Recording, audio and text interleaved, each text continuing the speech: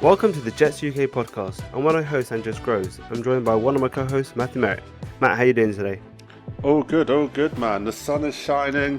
Yeah. We're ready to go. It's a beautiful day. There's no Chelsea or Harlequins to talk about at the moment. We're fully off season, and we're just ignoring the England football results at the moment. So we are, and funny enough, it should actually be the World Cup right now, right? This Friday would be this past Friday. You know, this the day we're recording Friday would actually be probably the start date of a normal. You know, mid June would be the start of a normal World Cup tournament, so we have to wait another 6 months for that one.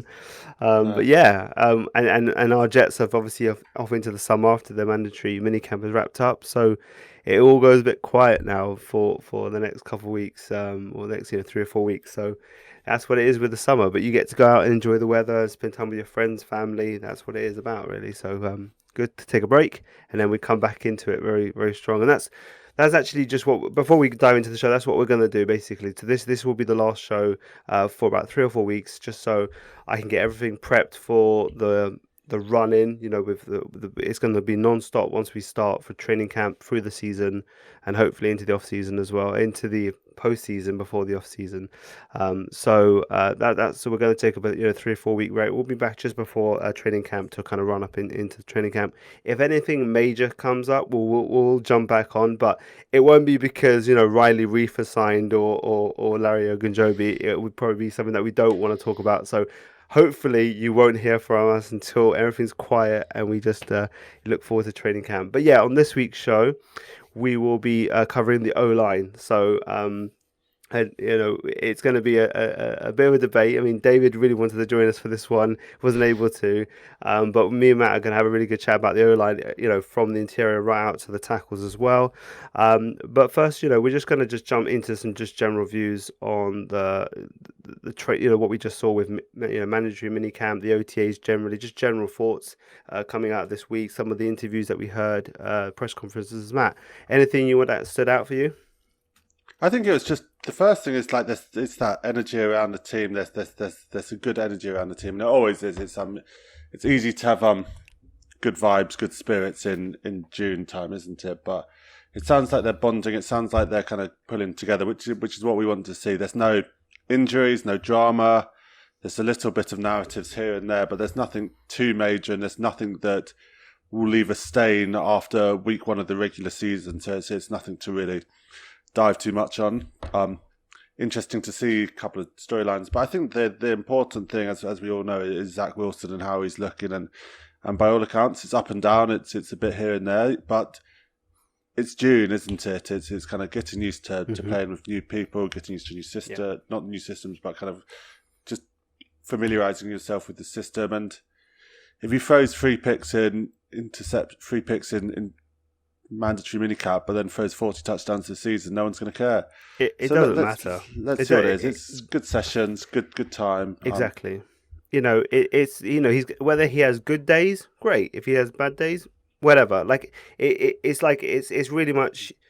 He's going through the process of trying a few things out still as he's in year 2 of this system. Yes, he's more comfortable, but he's not as comfortable as he's gonna be eventually when he masters the system. As Salah has kind of gone throughout the process, is that he's going to take it's a multi-year process. Yeah, he's more comfortable than last year, and next year he'll be more comfortable than this year, and that's just how it's going to be. Plus, you factor in the new weapons and.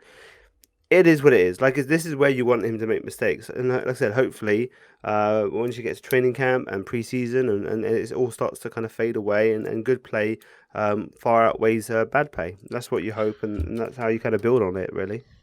Yeah, I mean, unless you're a former Jet scout, I think it's all good to be optimistic. He will not be named. He is, I mean, I've even blocked him from all accounts. I just have not. I get David sends me some stuff from it that he had some exchanges with him, and I want nothing to do with that character. Won't even mention. But yeah, I think everyone knows the former Jet Scout, and you know who I'm talking about. But yeah, we won't mention that character. But yeah, I think one viewpoint was obviously, and we'll get into O-line, and this guy is very much part of the O-line discussion. That's Makai's return to One Jets Drive. I I think, and we could talk about the whole conditioning and all that stuff. I think more later on in terms of where he is in terms of the positional chat. But the press conference was something else. I mean, he comes up with that T-shirt, that obviously he's been promoting, going big bust with all the kind of the labels that people have been saying about him, and he wears that with the beat, and it's like it's purposely sent as a message to the beat that that he's wearing that on purpose there. And when people come up and say, because weren't you're away for your baby, is any other reason why you'd be away? And he goes, no, you know that. Like it was so intense, his exchanges with the beat. It was just something to watch. I mean, and I really hope that he takes that fuel and fire. But I guess touching upon it, it hasn't hit exactly. If he hit the marks that they wanted and he was in great condition, they would probably say so. So he's not there yet, but we're not at the end of the story yet in terms of where he needs to be anyway. So a story still unwritten, unfinished, but it is what it is with Mackay. It's still going to be a story until it's not, and I hope it ends with him just having a great season. But we just hold on and we see where we are with the guy. I really, like I said, the potential is so high with him. You just hope so, and it's such an important position that you just want it so badly to work out for him and for the team. So, Matt, I know you want to say a bit about it before we go into the O-line chat as well. I think you nailed it with Beckton. It's worrying, it's concerning. It's a story of the people who don't just want to write it off completely. I don't think you can do that, and it is unfortunately fair game for the beat and for fans to be worried about because of what we've seen so far. I think that's undeniable, but it's a mini camp story, and hopefully training camp comes and he's out on the field and looking good, and we get games of him. I think everyone's entitled to their own opinion on how confident that they want to be that we're going to get games out of him. Some people are more on the bullish side, and I think there's a fair argument for that. The injury he suffered in week 1 was a freak injury. Mm-hmm. And it happened, but there is equally there are worrying signs from his rookie year, from perhaps the way that he carries himself, from the stories about his weight ballooning, all of these question marks. So I think people can put themselves on their whatever side they want. I think I'm probably in the camp that if I was having a bet right now on what position the Jets would take in the first round of the draft next year, I'd put my money on offensive tackle. I think, and we can come on to this when we talk about the two guys in our offensive line chat, but that's kind of my position. Is I think we will probably be looking at a tackle, but it's June. That's another 10 months before the draft, so there's plenty to change. We don't need. We're going to be solid at tackle. Don't say this to me. No. I understand what you're saying. I do understand. I think the thing is, and what our our friend of the show Andrew Golden was saying is that he had all this time with all these words being said, the stuff that was on this shirt, all that stuff that's been said about him as motivation, and he still comes in, not where they want him. So that's kind of like, okay, that's worrying. At the same time, we don't know in terms of how they're ramping up. Maybe, we don't know if the trajectory is that he wasn't going to be exactly where they want him now, but they were going to. I mean, they didn't seem that negative about it when they were talking about it, even though they didn't say he hit the weight or that they mentioned his weight. And maybe that is just that from his recovery. You think of putting pressure on a knee for all of us. If we get a knee injury, is one thing. For someone that big, it's going to be more. And maybe they just want to have it. There's a kind of they don't want to scale too quickly, in terms of the workout and making sure that he's on a plan. We don't know any of this stuff, so we just have to sit back, relax. Just don't take it too much. Just see what happens. He was moving around a bit. He's not like he's completely out of like not showing up, not doing anything. Let's just see what happens. Let's just see what happens and hope for the best and let's see what happens in training camp and preseason and the season itself. So yeah, I think one thing before we jump into the positional group is I just want to mention that I know you haven't been able to catch Flight 2022 so far. I mean, we're recording on the Friday. It released today, basically. That's my afternoon plans. That's your plans post recording. But for us, it was 1 a.m. Friday morning, and we're recording at Friday lunchtime. I've been able to catch about 1.5 episodes, thanks to Ben from Jets UK, who sent me a link just to get a little bit of a head start, about 45 minutes ahead of the time that it went on YouTube. I was able to catch the first episode and get to sleep not too late. But I want to just commend the team on a fantastic product. I mean, you've seen what they did last year. It's just more of the same. Fantastic production quality, fantastic storytelling, and I'm thoroughly enjoying it. It's something that's going to be fantastic to watch all weekend, and I hope everyone checks it out and gives them the ratings that they deserve. It's really good stuff. So yeah, just want to shout them out because it's fantastic. But yeah, Matt, let's dive into the chat on the O-line, eh? Yeah, absolutely. So we will start again. We'll start with the tackle position, I guess, because you got your take on. I mean, we talked about a bit about Mackay. You want to probably bring in Fant in terms of the discussion and where he stands with the team. Yeah, I think the tackles is balanced by the ceiling versus the availability is the interesting thing with the starters. And I think if you can get Mackay Beckton playing like we know that he can play, especially in that run game, and George Fant replicating his last year, you're set at tackle next year. You will be fine, and I think that's exciting if you can get to that stage. The worry is, of course, on the flip side to that is if Fant kind of regresses to the mean and he's not able to build on that good year that he had, and if Mackay Beckton misses games, misses snaps, it's suddenly a much bigger worry. So that depth is going to be really important, which is why we saw them bring in Riley Reef to training camp. I think he'll probably sign somewhere before training camp. I personally hope that they get that done. Out of those 3 deals that have been made, Quan Alexander, Ogunjobi and Riley Reef, I think Riley Reef would be the most important one to get done. And we only need to remember the impact that Morgan Moses was able to have a year ago to see the value of that. Yeah. Behind those guys, it's Max Mitchell who... Mm-hmm. Fourth round rookie. He needs to. Exactly. He needs to come along. I didn't know much about him as a prospect, but he sounds like he's got potential as that swing tackle. But you don't want to be going into his season and be one Mackay Beckton injury away from Max Mitchell getting meaningful game time, and then behind them it's Chuma Doga and Conor McDermott. And I think the less snaps they see, the better. I think exactly that's the depth there. It's been the clear discussion that we've had for a long time. We talked about when we were talking about maybe taking Icky at the top of the draft and all this stuff. It's about basically having insurance and having people. If the top 2 guys can't go for whatever reason, and even if they miss a game or 2, which can happen very much. You roll your ankle, things like this, small injuries. You need someone that can come in for a few weeks if needed and hold the fort and not completely blow a game, especially if it's an important one. If you're trying to make the playoffs, for example.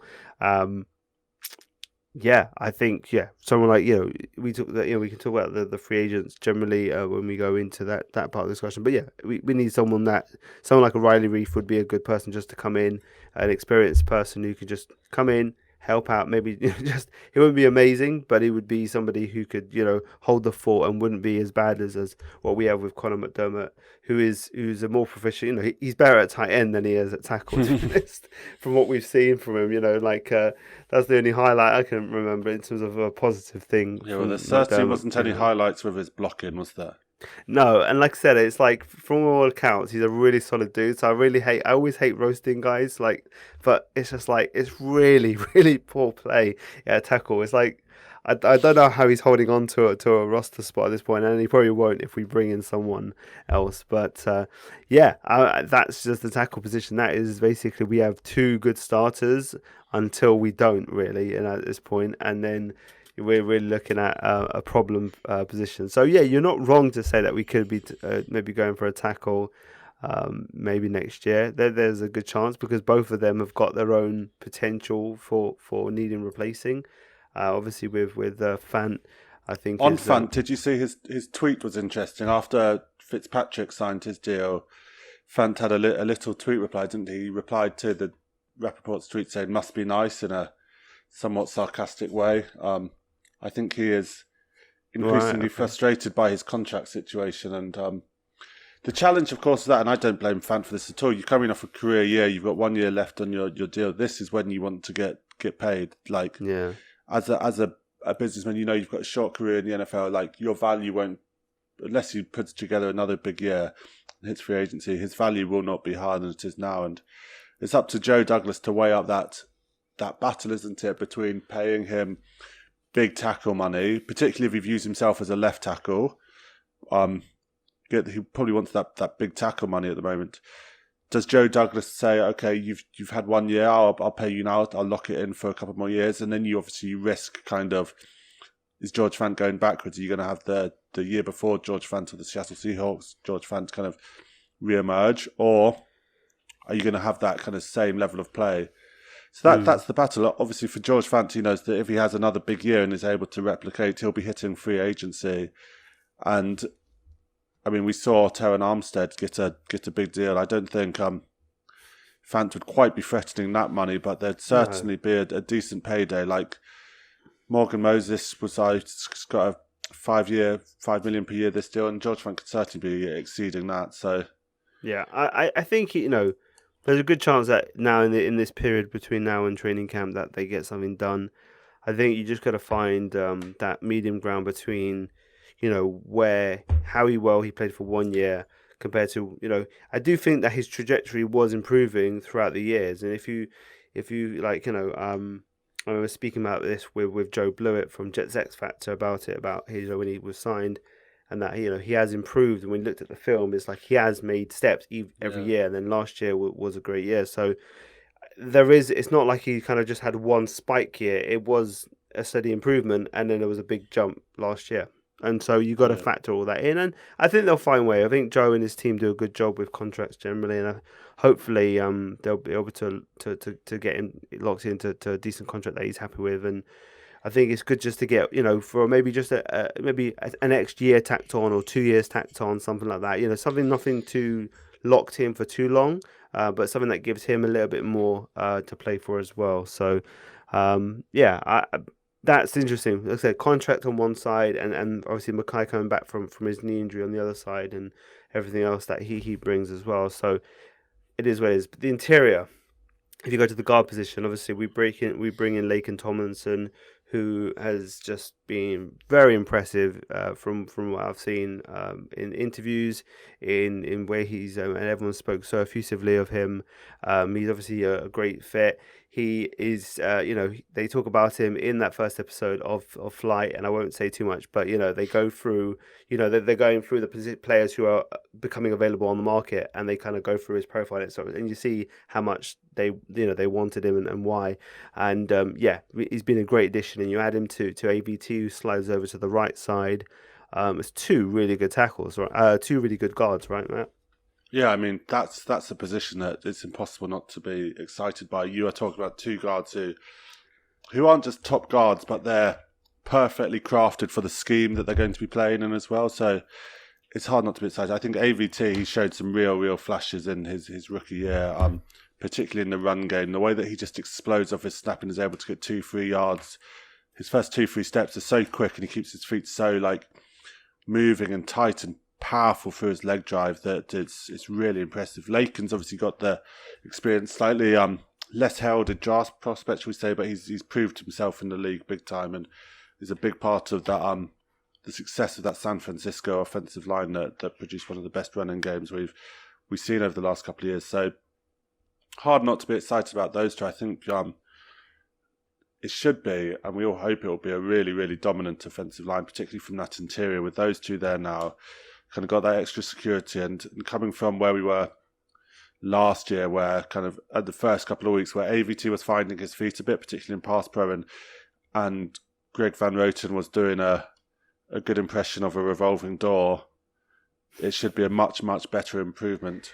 And also, a tumbling log over our left tackle's, knee as well. So, So we shall see. But yeah, I think those two guys are super excited, and I think it kind of goes in. I think Dan Feeney's obviously been brought back as kind of a depth piece. He played well. The Jets used Dan Feeney really in a quite interesting way last season. They often used him as the sixth man on the line, where they kind of put him outside the tackle as kind of an extra blocker because he's got that speed. He's not the the best blocker, especially in the pass game, but he can hold up there, whether they use him as a backup centre, backup guard. But just getting him back, I think he's got a good relationship with the team.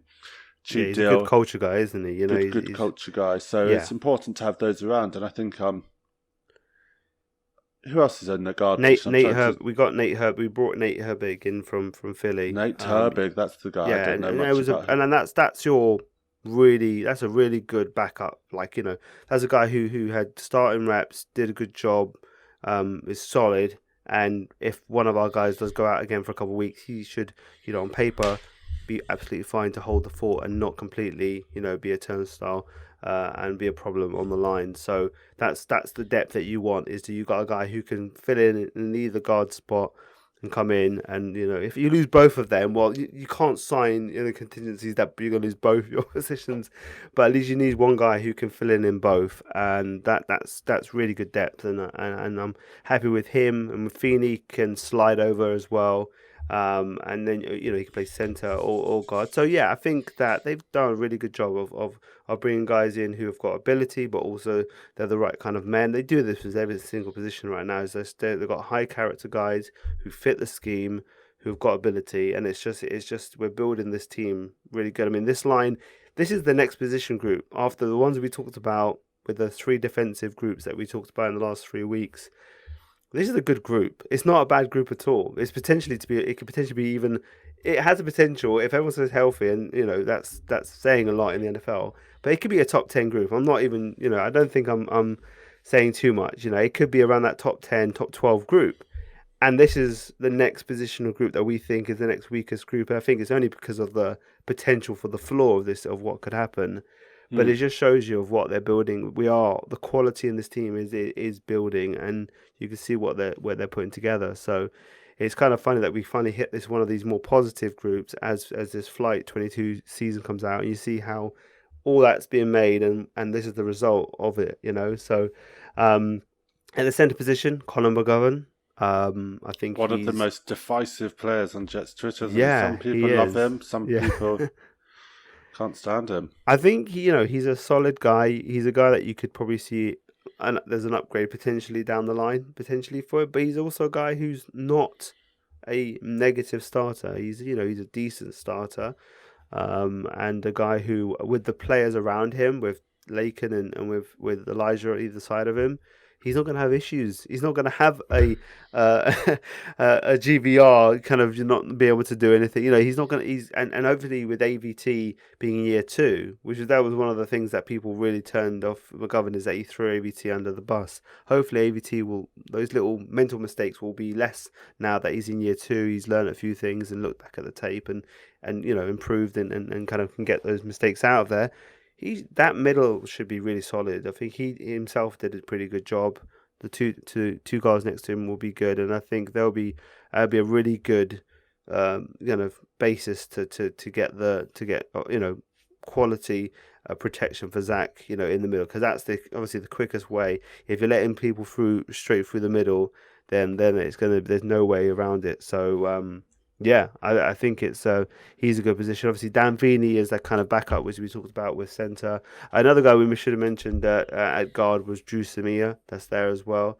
So he's a guy who's played a few starts as well. And then you've got Ross Perschbacher as another centre, and Derek You are King. scraping the barrel of that roster now. I am going through the backups of the roster. I mean, this is roster battles, right? These are the people going to be filling in the back of the 53. But it's funny because when we started this season last year, there was a lot of open positions for grab, like actually starting positions, and now we had a few positional groups that we thought about, but really even the ones that we just talked about in the last few weeks, everything's kind of locked in. There's going to be rotation with groups that rotate, but really there isn't a lot of competition. Everyone's almost like locked in as the starter and you're the backup, and I think that's just a sign of a bit of quality now, that there's a clear quality of starter and a clear quality of backup, and we're just at the position now where it's good. It's like I said, it's positive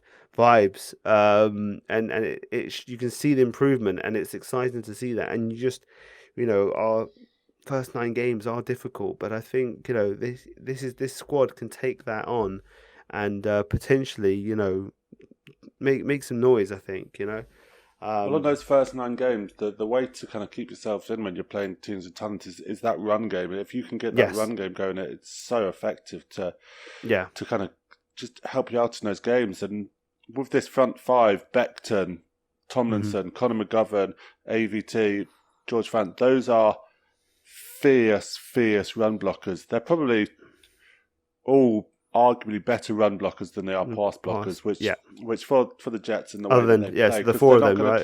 They're going to run the ball a lot with Breece Hall and Michael Carter in this stretch zone system. So you've got guys who can get off the line, get that edge block, and kind of carve out those paths, which is exciting. And in the passing game, I think the Jets aren't going to ask Zach Wilson to hold the ball for too long, so they should be absolutely fine in that regard. But for those first 9 games, if you can get that run game going, if you can get Breece Hall, Michael Carter some touches, if you can kind of set up that game, and it might even be a couple of us we've seen the Jets get Elijah Moore or Braxton Berrios on those end arounds.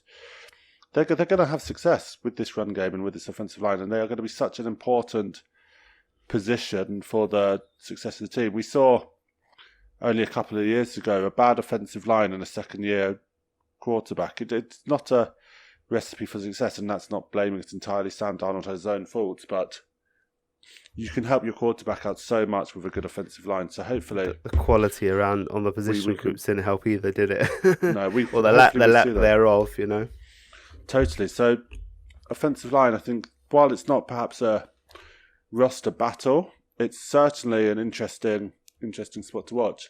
And actually, on the subject of battles, it might not be a battle, but we are kind of still slightly in the dark about who's playing left tackle, who's playing right tackle, because from what Salah said at the Senior Bowl, it sounded like it was Fant's job to lose, but the more recent press conferences, he's kind of walking that back slightly, and it seems more open. So I think apparently they have a plan. They have a plan. They're going to approach I think it. I think he just wants to make it fair on Mackay, to give him a shot, to not demotivate.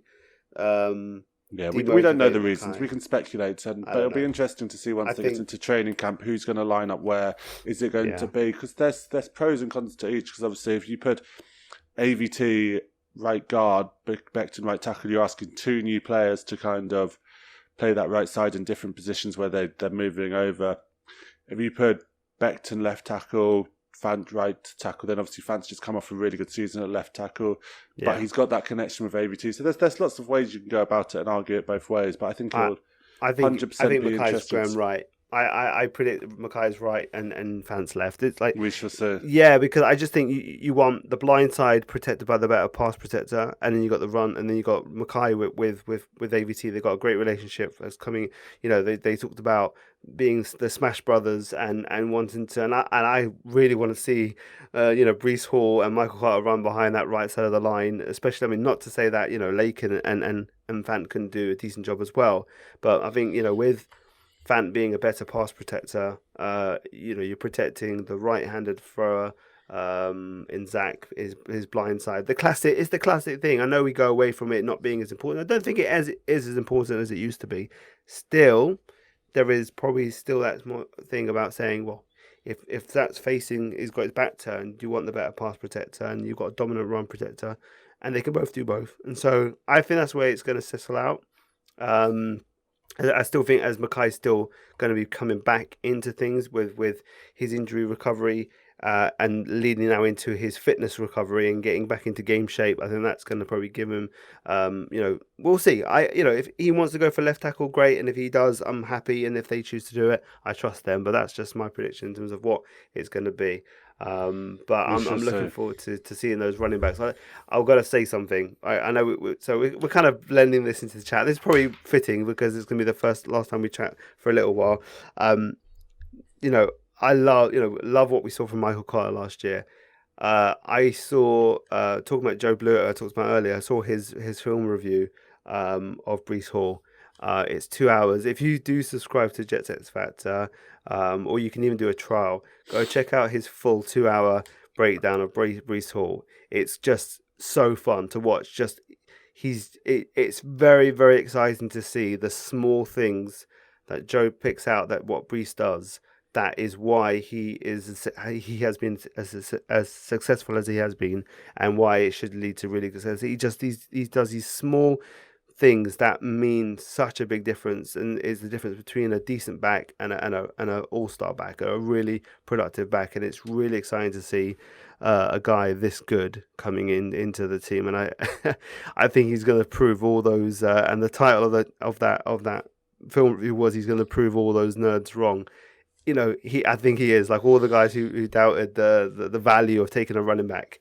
We'll see, we'll see. But he is exciting. Go check that out. It's really, really good stuff as well. I think also I'll just give a shout out. David's been doing the rounds on some of our friends over in America, kind of chatting with them. He was with Boy Green, so go check out that as well. A few days ago, he was also with Jake Asman as well. He's going to be on with Green Bean, so go check out David's stuff there as well. Obviously, check out his Jetway stuff, which he pumps out. Don't need to promote it because I'm sure everyone who listens to this now is a reader of that.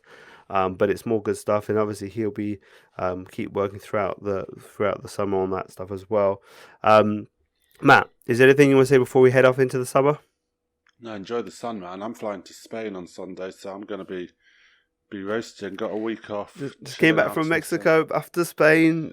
Yeah. Getting those miles done on the flyers miles, eh? The old 90s statement. Yeah, honestly, anyone who's going away, enjoy the time away. Get ready for football's come back with training camp. We're gonna just get everything sorted out here, so we're ready to roll. We're gonna have more guests, more fun segments and things. We're gonna get all that, use this time to kind of prepare for the season ahead and make everything really fun. You can always, interact with us on social media, as Jet UK Pod, and you can hit us up if there's anything you want to ask. If there is, like I said, if there's anything big, we'll be jumping on, but we don't want to be back on because we don't want anything big to be that big that we have to jump on. We want it to be pretty chill, just glide through the next few weeks and into training camp, and then nothing to be said at all. Nothing jetsy. We want nothing jetsy to happen in the next 40 days, so... but I think that's probably the old school Jets. It's not the new school. It's not, we haven't got kind of like, Dylan Donohue freaking drunk driving through, the wrong way through the tunnel. We've got good character kids. Haven't we? Where nothing's going to happen. So, but yeah, guys. So yeah, enjoy the summer, and we'll be back in a few weeks to roll into training camp. So we'll catch you then.